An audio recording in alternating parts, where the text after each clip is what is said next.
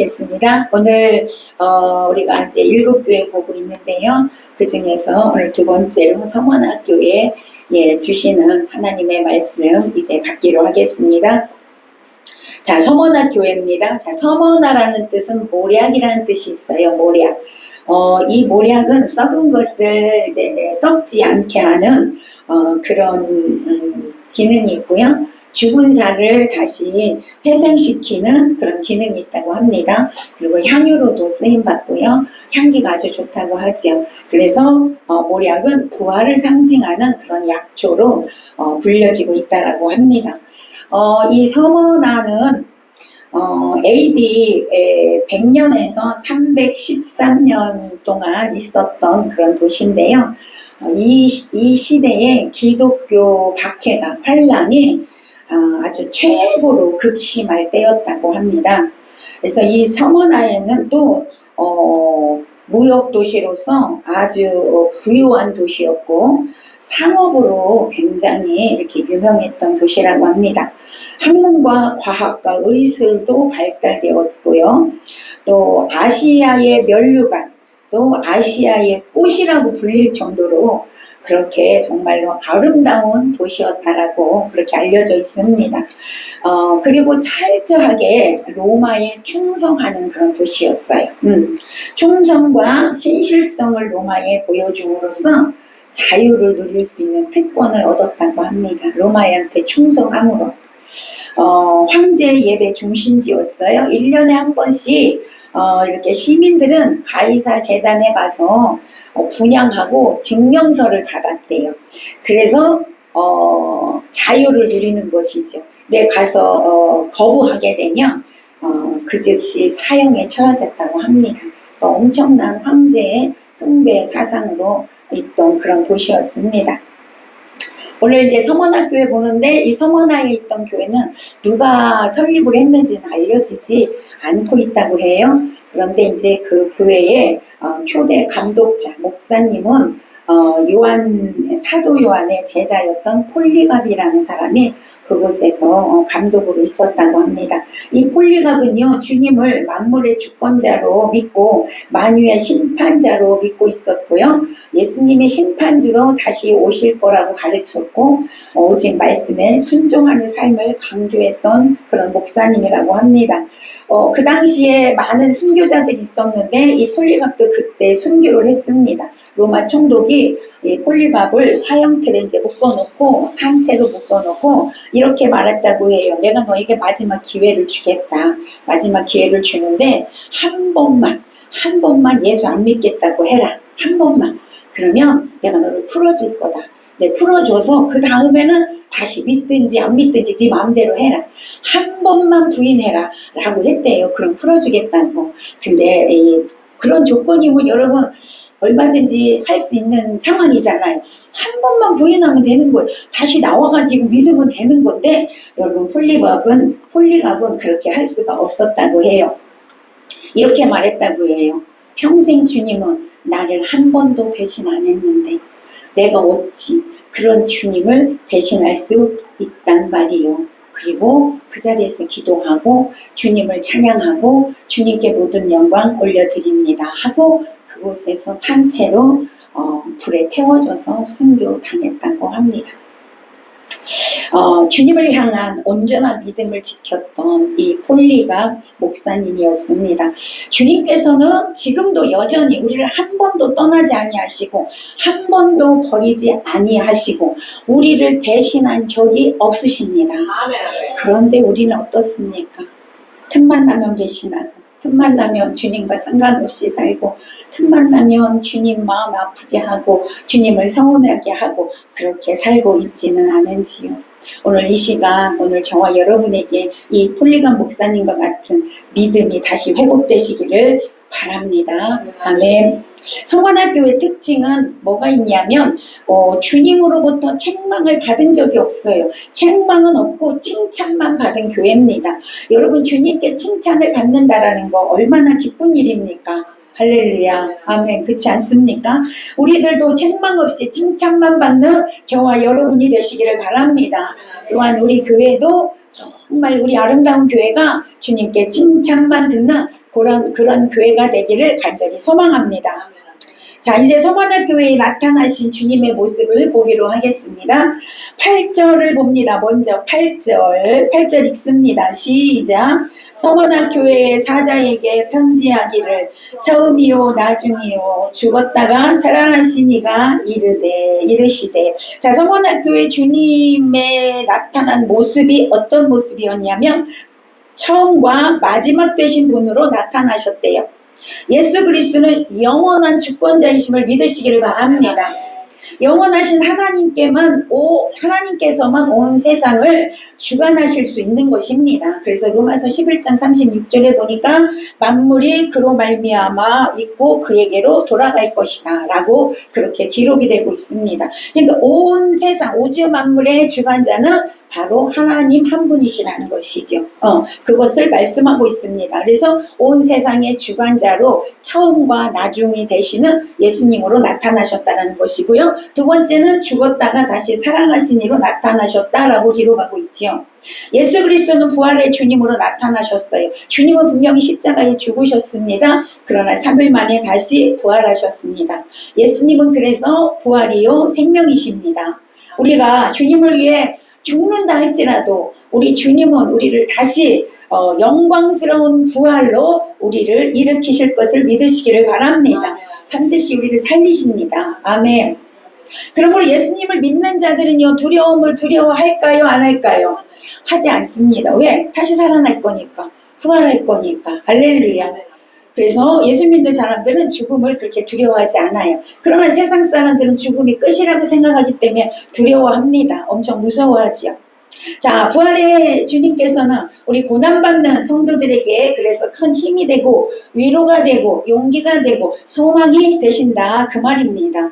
그래서 지금 예수님께서 이렇게 부활의 주님으로 나타나신 이유는 서머나교에 지금 핍박이 너무 심하니까 순교자들이 계속 나오니까 그런 상황에서 뭐 하라는 거예요? 다시 부활할 것이니까 나도 부활했잖니? 예수님 말씀하는 거예요. 너희도 부활할 것이니까 두려워하지 말아라 라고 소망을 주고 있다는 것이죠. 나는 그래서 그들에게 주님이 말씀하시는 거죠. 나는 죽었다가 다시 살아난 예수다. 그러니 너희들도 반드시 부활할 것이다. 죽음을 정복한 내가 너희와 함께 한다 하시면서 위로하고 계시다라는 거예요. 교회는 예수님께서 주인으로 계시기 때문에 교회가 박해가 와도 핍박이 있어도 넘어지지 않을 뿐더러 혹여라도 여러분 거기 고난을 당해서 죽임을 당한다고 할지라도 영생의 복을 받게 되기 때문에 절대로 두려워할 것이 없다라는 거예요. 주님이 함께 하시다는 것이 무슨 뜻입니까? 승리의 보장입니다. 구원의 확증임을 여러분 믿으시기를 바랍니다. 그래서 주님은 우리에게 승리를 주시고 구원을 주신다고 우리와 함께 하시겠다고 함께 하고 있다고 지금도 말씀하고 있으심을 믿으시기 바랍니다. 자, 그럼 주님께서 서머나교회에 칭찬하신 내용을 우리가 잠시 보기로 하겠습니다. 자, 9절을 봅니다. 다시 읽습니다. 9절 시작. 내가 내 환난과 궁핍을 알거니와 실상은 내가 부요한 자니라. 자칭 유대인이라 하는 자들의 비방도 알거니와 실상은 유대인이 아니요 사탄의 회당이라. 자, 서머나교회 칭찬받더니 예수님께서 야 너희들의 그 환난과 궁핍을 내가 안다.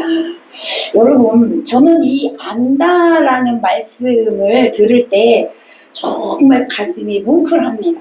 왜요? 주님은 우리의 형편사정을 다 알고 계시다라는 거. 여러분 창조주이시고 생명의 주관자 되시고 전지전능하신 분이 오늘 여러분에게 내가 너를 안다. 너의 형편을 안다. 너의 어려움을 알아. 내가 다 알고 있어. 라고 하시는 그 음성이 오늘 여러분에게도 들려지시기를 축복합니다. 서머나교회에 안다. 내가 너의 환난을 알아. 너의 궁핍을 내가 다 알고 있어. 라고 오늘 말씀하고 있는 것입니다. 자, 여러분 환난. 이 환란으로 사용된 단어는 들립시스라고 하는데, 여러분 들리보에라는 단어에서 유래된 건데, 들리보라는 단어가 무슨 뜻이 있냐면 압착하다, 억누르다, 애워싸다, 괴롭히다, 고통을 주다, 압박하다, 이런 뜻이 있습니다. 그러니까 완전히 압축하고 고통을 주고 애워싸서 도저히 견딜 수 없는 그런 상황을 말하는 겁니다. 그래서 이 들리보라는 단어에서 들립시스가 나왔는데, 들립시스가 환란인데, 환란이란 뜻은 동일하겠지요. 고난, 환란, 압착, 압박, 강제, 괴로움, 역경, 이런 뜻입니다. 지금 성원학 교인들이 이것을 당하고 있다는 거예요. 압박당하고, 압착당하고, 괴로움당하고, 고통당하고, 환란을 당하고 있다는 것이죠. 왜 그랬냐면 아까 서두에 말씀드렸어요. 황제 숭배 사상이 거기는 가득했다고 했잖아요. 그걸 안 하면 죽임당한다고 했잖아요. 이때 로마 황제가 도미니티안이었는데 자신을 신처럼 섬기게 했단 말이에요. 기독교 말살 정책을 그 당시에 행했습니다. 기독교를 완전히 없애버리려고 했다는 거죠. 그러니까 성원학 교회가 얼마나 그 로마로부터 이렇게 압박을 당했겠어요. 고통을 당했겠습니까? 그 괴로움이 이루 말할 수가 없었겠죠. 그것만 있는 게 아니야. 성원하에는 유대인들이 그쪽으로 이렇게 와가지고 유대인들이 많이 살고 있었어요. 그래서 유대인들이 점점 강성해졌기 때문에 그 유대인들에 의하여서 이 기독교인들이 핍박을 또 많이 받았습니다. 바울이 전도 여행할 때마다 유대인들이 쫓아다니면서 그 바울을 핍박했잖아요. 그러니까 여기도 그 유대인들이 그렇게 기독교인들을 핍박했단 말이죠. 유대주의자들이 기독교들을 이렇게 핍박하고 있었는데, 오늘 본문에 보니까 어떤 유대인이래요? 자칭 유대인들이, 이렇게 기록이 돼 있어요. 자칭 유대인. 자, 자칭 유대인들이 누굴까? 자칭 유대인들이 기독교인들을 이렇게 핍박하고 있다는 거예요. 근데 오늘 본문에 보면 뭐라 그래요? 이들의 자칭 유대인들은 사탄의 회당이다, 이렇게 얘기하는 거예요. 자, 유대인이면 하나님을 믿는 사람들인데 오늘 요한은 그렇게 얘기하는 거예요. 예수님께서 그렇게 말씀하셨다는 거. 이들은 유대인이 아니고 뭐라고? 사탄의 회당이다. 사탄의 종들이라고 이렇게 말씀하고 있다는 거예요. 그래서 자칭 유대인들은 예수 그리스도의 복음의 대적자들이고요. 하나님의 아들 예수 그리스도를 뭐 했어요? 십자가에 못 박아 죽였습니다. 그리고 예수 전하는 제자들을 이렇게 핍박했다는 것입니다. 데살로가전서 2장 15절에 보니까 유대인들은 주 예수와 선지자들을 죽이고 우리를 쫓아내고 하나님을 기쁘시게 아니하고 모든 사람에게 대적이 돼요, 이렇게 말씀하고 있어요. 자칭 유대인이란 표면적 유대인이다, 바울이 그렇게 했어요. 자, 표면적 유대인이 그럼 누구냐? 표면적 유대인이 뭐예요? 유대 나라에서 태어나서 그냥 유대 나라에서 율법을 배우고 그냥 자라난 사람들, 이 사람들은요 표면적 유대인이라고요. 왜? 그냥 유대 나라에서 태어났으니까 유대인인 거예요. 그러니까 겉으로 볼 때 유대인이다, 이 말이에요. 표면적 유대인이라는 것은. 그러나 하나님께서는요, 외형적으로 그냥 유대 나라에서 태어났기 때문에 유대인이 된 사람들을 하나님은 유대인으로 인정하지 않는다는 거예요. 하나님이 인정하는 유대인들은 누구냐? 내적으로 또 영적으로 유대인이 된 사람들, 이 사람들은 바울은 이면적 유대인이다, 이렇게 표현했단 말이에요. 자, 이면적 유대인이 누구냐면 예수 그리스도의 생명이 있는 자. 아멘. 우리 10년 가운데 예수 그리스도의 생명이 있는 자들이 이면적 유대인이에요. 그냥 거기서 자라서 태어나서 자란 사람은 표면적 유대인들이란 말이죠. 근데 오늘 지금 표면적 유대인이 이면적 유대인은 기독교인들을 핍박하고 있는 거란 말이죠. 자, 그래서 예수님께서는 그들을 자칭 유대인이다, 그리고 자칭 유대인들은 사단의 회당이다, 교회가 아니라. 아유, 주여.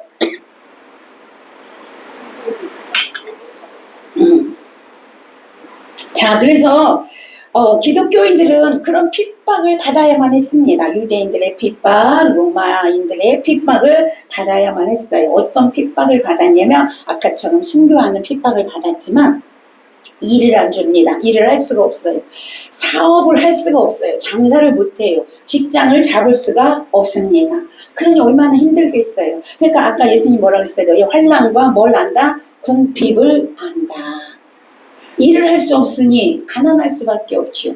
그런데 사는 게 얼마나 힘들겠습니까? 그런데 주님은 뭐라고 말씀하시냐면 사실은 너희는 가난한 자가 아니고 부요한 자야. 할렐루야. 부요한 자라고 칭찬하시는 거예요. 예수님은요 물질적인 걸 본 게 아니죠. 영적인 것을 본 겁니다. 예수님은요 우리의 물질 세계에 관심이 있는 분이 아니세요. 영에 관심이 있으시죠. 그 영혼에 관심이 있으시단 말이에요. 그래서 성원학교회는 물질적으로는 힘들지만 그 영적으로는 가장 부유한 자들이다 라고 주님이 칭찬하셨던 것입니다. 자, 이것처럼 우리도 마찬가지죠. 경건하게 살려고 하며 정말 예수님을 위하여 주님의 가신 길을 따라가려고 하면 환난이 올 수도 있고 궁핍이 올 수도 있고 어려움도 올 수도 있습니다. 아까 우리 찬양이 있죠. 십자가를 질 수 있냐? 이런 일도 너가 할 수 있냐? 주님이 물으신다면 여러분의 대답은 어떨 것 같습니까? 여러분 지금까지 우리는 이렇게 이 성원학교회가 받는 핍박이나 어려움은 사실은 이 나라에서는 없었습니다. 그렇지 않습니까? 이 나라에는 없었습니다. 그러니까 우리는 이런 핍박과 환난에 대해서 견딜 수 있는 그런 역경의 지수가 다 낮아. 솔직히 말해서. 왜? 이런 걸 겪어보지 않았기 때문에. 근데 앞으로는 여러분 우리도 이런 것을 겪을 수 있다는 것이죠. 사도행전 14장 22절에 보니까 우리가 하나님 나라에 들어가려면 많은 환난을 겪어야 할 것이야. 디모데후서 3장 14절에도 보니까 무릇 그리스도 예수 안에서 경건하게 살고자 하는 나는 핍박을 받으리라. 바울은 스스로 핍박을 받을 것이라고 이렇게 말씀하고 있었다는 것이죠.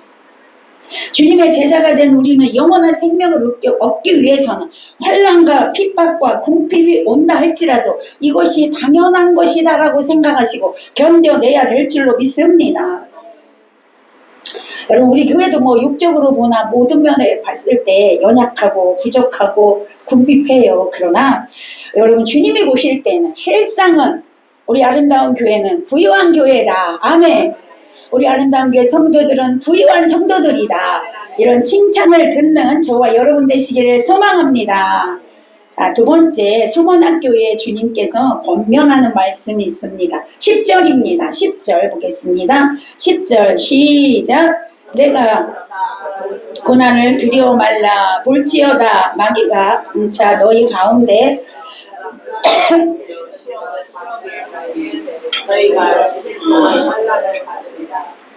죽도록 충성하라. 그리하면 내가 생명의 관을 내게 주리라. 아멘. 주님께서 성원학교회에 권면하신 말씀입니다. 어떤 말씀일까요? 첫 번째 보니까 장차 받을 고난을 두려워하지 마라. 아니 보세요. 지금도 고난받고 있어요. 그치요? 지금도 고난받고 있는데 앞으로도 고난이 계속 있다는 거예요. 그런데도 불구하고 뭐 하래요? 두려워하지 말래요.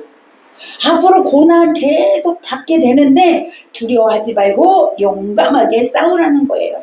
왜요? 아까 말씀드렸어요. 네가 혹여라도 고난받다 죽임을 당해도 부활할 거니까. 너에게는 영생이 있으니까. 할렐루야. 여러분 우리의 삶은 이 세상이 전부가 아닙니다. 우리의 삶은 영원한 세계, 영생의 세계가 더 크고 더 길고 할렐루야. 그래서 우리는 그 영원한 세계를 위해서 달려가는 사람들입니다. 그러니까 두려워하지 말라는 거죠. 요한복음 16장 33절에 보니까 우리 주님이 말씀하셨어. 내가 너에게 평안을 주기를 원한다 라고 말씀하시면서 너 안에 평안이 있기를 원한다. 세상에서 너희가 환난을 당하나 담대하라. 내가 세상을 이겨 놨노라. 아멘. 주님이 이미 세상을 이겨놨대. 아무리 마귀가 난리를 치고 뭐 어떤 일이 일어난다 할지라도 두려워하지 말래요. 내가 다 이겨놨대요. 이겨놓은 싸움을 너는 싸우고 있는 것이다. 그러니 용기를 가지고 싸우라는 것이죠. 여러분 우리가 주님을 믿으면서 주님을 믿기 때문에 받는 환난을 이상히 여기지 마시고 당연한 것이구나 여러분 생각하시고 용감하게 예수 그리스도의 이름을 가지고 싸워 승리하는 여러분 되시기를 축복합니다. 자, 두 번째는 권면이 뭐였냐면 마귀가 장차 너희 가운데서 몇 사람을 옥에 던져 시험을 받게 한다는 것이었어요. 자, 그때도 뭐라는 거예요? 담대하라는 것입니다. 환난 뒤에는 반드시 마귀의 조종이 있어요. 그냥 일어나지 않아요. 영적인 세계에 영적인 것이 있다는 것이죠. 우리가 살면서도 일어나고 있는 문제들은요, 그 뒤에 반드시 마귀의 조종이 있어, 사실은. 우리가 몰라서 그렇지. 마귀가 로마를 이용해가지고 또 유대인들을 이용해서 기독교를 말살시키고 없애버리려고 이렇게 여러분 박해를 하고 있는 것이죠. 그러다 보니 기독교인들 중에 계속해서 옥에 갇힐 사람도 있고 죽임을 당하는 사람들도 있다는 것이죠. 이때 폴리감 목사님이 아까 말했듯이 순교한 것입니다. 그럼에도 불구하고 끝까지 견뎌내라 라고 주님이 당부하는 내용입니다. 세 번째 보니까 10일 동안 환난을 받는다고 했어요. 그 당시 여러분 로마 제국 내에서 기독교를 완전히 없애버리려고 제거하려는 말살 정책을 시도했는데 여러분 10년 동안이나 그렇게 했었습니다. 10년 동안. 기독교는 더 이상 희생의 기미가 보이지 않았어. 완전히 죽은 것 같았어. 없어진 것 같았어요. 그러나 하나님은요, 그냥 끝내지 않으시는 분임을 여러분 믿으시기를 바랍니다.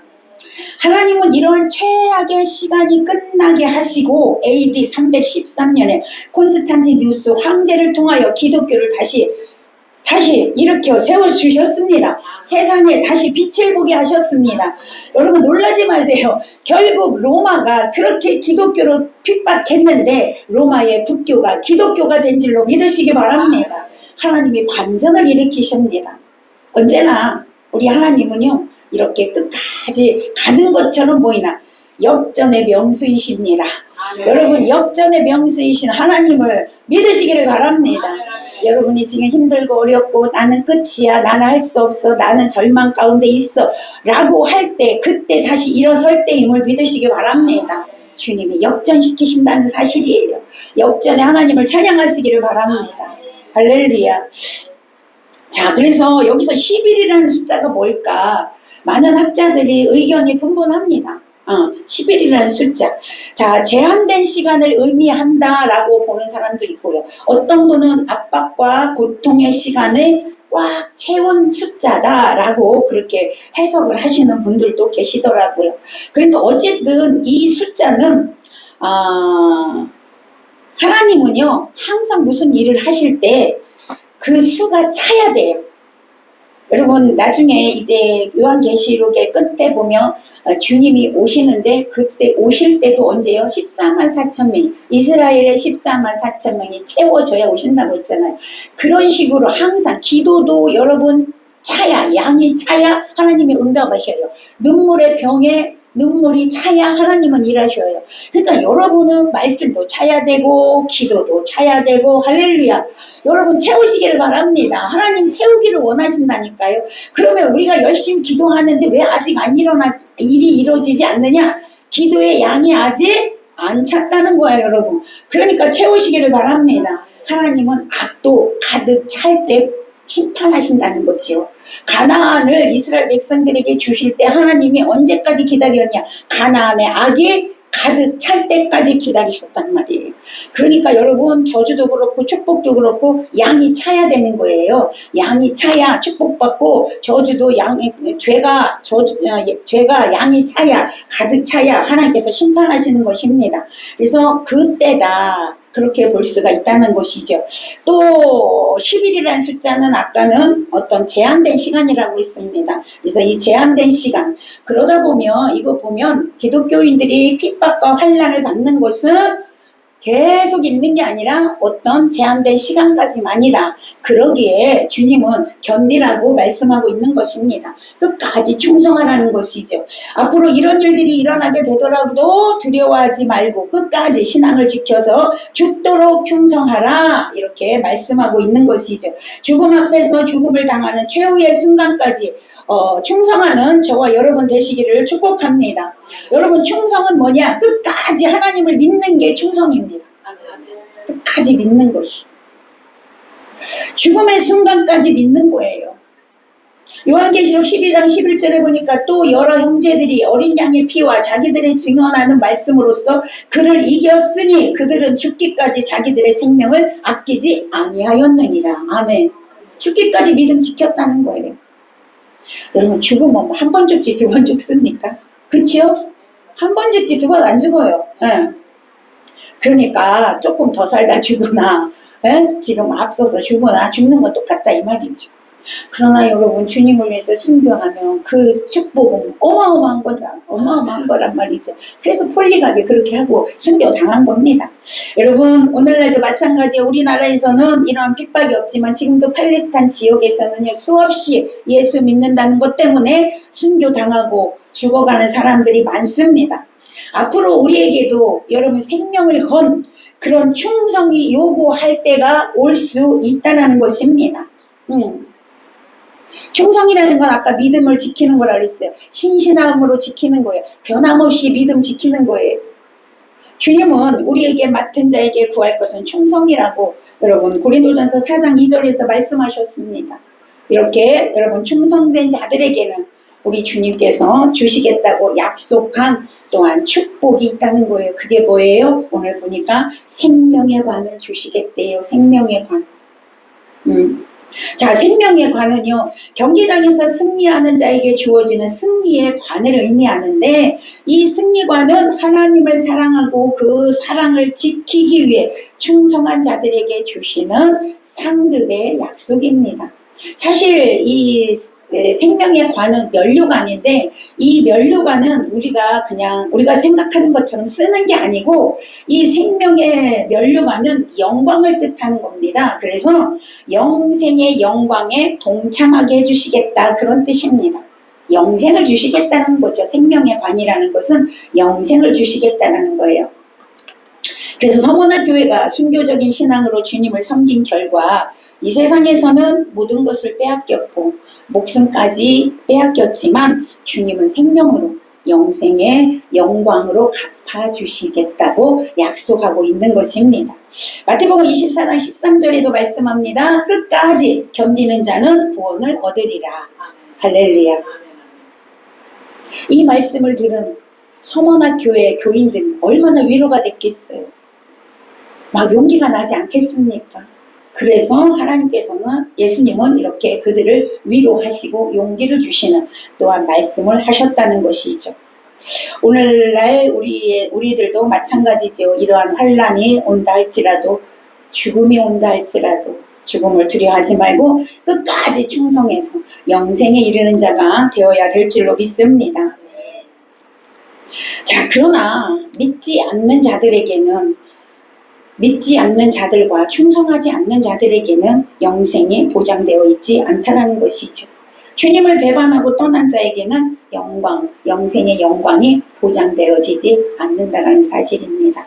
오늘 저와 여러분은 그 영생의 생명의 관을 위하여 죽기까지 주님을 따라가는 자가 되시기를 축복합니다. 자, 네 번째. 어떤 또 축복이 있습니까? 이기는 자에게 둘째 사망의 해를 받지 아니하리라 말씀합니다. 자, 11절 다시 한번 읽어보겠습니다. 11절 시작. 귀 있는 자는 성령이 교회들에게 하시는 말씀을 들을지어다. 이기는 자는 둘째 사망의 해를 받지 아니하리라. 자, 여기서도 뭐라고 말씀하냐면 귀 있는 자는 성령이 교회들에게 하시는 말씀을 들을지어다. 여러분 귀 있어요? 없어요? 있어요. 옆에서는 확인해봐. 있나 없나. 다 귀 있죠. 근데 뭐라고 말씀하시냐면 귀 있는 자들은 들으래요. 성령이 하시는 말씀을 들으래요. 귀 있는 자들. 그러니까 여기서는요. 이 귀를 얘기하는 게 아니에요. 들을 귀를 얘기하는 거예요. 들을 귀. 들을 귀 있는 자들은 들어라 이 말이에요. 이 귀를 얘기하는 게 아니란 말이에요. 그러니까 말씀이 들려오는 것을 말하는 겁니다. 말씀이 들려오는 것이 복인 줄로 믿으시기 바랍니다. 말씀이 들려오는 게 은혜입니다. 여러분 말씀이 들려오는 게 축복이에요. 왜냐하면 여러분 하나님께서는 그 사람에게 뭔가 복을 주시기 위해서는 그 전에 반드시 말씀이 들려오게 합니다. 아멘. 말씀이 들려오게 하고 순종하게 해요. 그런 다음에 복을 주신단 말이에요. 그러니까 여러분, 말씀이 들려오는 건 복이지요. 말씀이 들려온다는 것은 그 사람 반드시 살아난다는 거예요. 말씀이 들리는 자는 살아나게 됩니다. 말씀이 들려오는 자에게는 생명이 있습니다. 하나님께서는요, 이렇게 그 사람에게 생명의 역사, 살아나는 역사, 축복을 주기 위해서는 말씀이 들려오게 하신다는 거예요. 오늘 그래서 여러분, 주님이 말씀하잖아요. 들을 게 있는 자들은 성령이 하시는 말씀을 들으라 말씀하고 있어요. 오늘도 이 말씀이 여러분 다 들려오는 자가 되시기를 축복합니다. 그래서 여러분의 삶 속에 생명의 역사가 날마다 있어야 될 줄로 믿습니다. 자, 이기는 자가 뭐예요? 끝까지 충성하는 자, 끝까지 주님 붙들고 믿는 자, 할렐루야, 믿음 지키는 자, 이 말이죠. 자, 그렇게 믿음 지키는 자에게는 둘째 사망의 해를 받지 않게 해주시겠다라고 약속하고 있습니다. 자, 성경에서는요, 사망이 두 가지가 있습니다. 첫째 사망과 둘째 사망이 있어요. 자, 첫째 사망은 뭐죠? 육체의 죽음을 말합니다. 사람은 한 번 다 죽습니다. 안 죽는 사람이 없어요. 다 죽습니다. 이것이 첫째 사망이에요. 자, 그러면 둘째 사망은 뭐예요? 모두가 죽어. 한 번은 첫째 사망은 다 지나가야 돼. 다 지나가는데 거기서 죽은 사람 중에서 이제는 둘째 사망에 가는 사람이 있고 둘째 사망에 가지 않는 사람이 있다는 거예요. 여기서. 자, 둘째 사망은 어디냐? 지옥 가는 사람을 말합니다. 끝까지 믿음 지키지 못해서 지옥 가는 사람은 둘째 사망에 이르게 되는 거예요. 자, 그러면 예수를 믿고 말씀에 순종하고 끝까지 믿음을 지킨 사람은 둘째 사망에 가지 아니하고 상급으로 주님 앞에 가는 거예요. 할렐루야. 그 얘기를 하는 거예요. 둘째 사망에 이르지 않는다. 왜? 믿음 지켰으니까. 예수 생명이 그 안에 있으니까. 할렐루야. 우리 모두 그런 자가 되시기를 바랍니다. 그래서 둘째 사망에 이르지 않게 되는 것입니다. 오늘 저와 여러분뿐만이 아니라 여러분의 가족 모두가 둘째 사망에 이르지 않도록 우리가 끝까지 믿음 지킬 수 있도록 여러분, 우리가 말씀과 기도로 깨어있는 자가 되시기를 축복합니다. 이 시간 이제 말씀을 맺겠습니다. 오늘은 서머나 교회의 예수님의 칭찬과 권면의 말씀을 우리가 받았습니다. 우리 모두는 예수님께 칭찬받는 그런 성도들이 되시기를 바랍니다. 그러기 위해서 끝까지 믿음을 지키고 충성된 자가 되고 이기는 자가 되시기를 바랍니다. 그로 인하여 또한 둘째 사망에 이르지 않는 법과 생명의 관을 받는 영광에 참여하는 그런 축복을 그리고 칭찬받는 저와 여러분 되시기를 예수님의 이름으로 간절히 축원합니다. 아멘. 기도하겠습니다.